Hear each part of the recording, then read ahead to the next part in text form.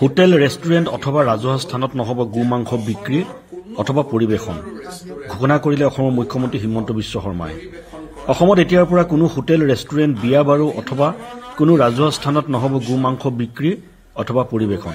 শেহতীয়াকৈ নতুন দিল্লীত অনুষ্ঠিত হোৱা কেবিনেট বৈঠকত এই কথা ঘোষণা কৰিলে অসমৰ মুখ্যমন্ত্ৰী হিমন্ত বিশ্ব শৰ্মাই অসম গো সংৰক্ষণ আইন 2021ক অধিক শক্তিশালী কৰিবলৈ গৈ এই কথা প্ৰকাশ কৰিলে মুখ্যমন্ত্ৰীজনে লগতে সাহিত্যিক বঁটা আৰু পেঞ্চন বিধি 1974ক সংশোধন কৰি চৰকাৰী কৰ্মচাৰী পেঞ্চনভোগী সাহিত্যিকসকলে এতিয়াৰে পৰা সাহিত্যিক পেঞ্চন নাপাব বুলি উল্লেখ কৰি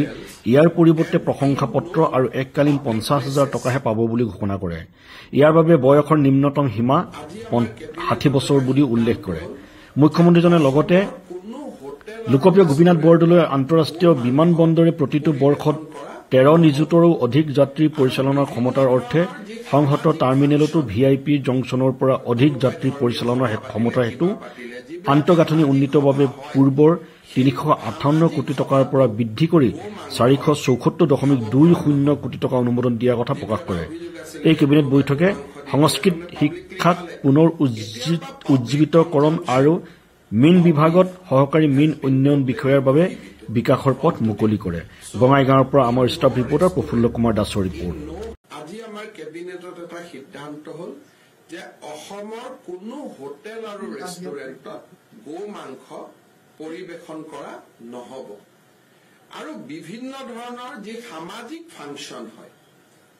কোনোবাই ধৰ্মীয় সভা পাতিলে কিবা পাতিলে যিবিলাক সামাজিক সভা হয় সেই সামাজিক সভাটো গো মাংস খাব পৰা নহব যেটো এটা অভিযোগ আছিল যে কোনোবাই গো মাংস দি দিলে তাৰমানে পাব্লিকলি খালে এতিয়াৰ পৰা public consumption of beef has been totally prohibited from today so in no restaurant in no hotels and in no public places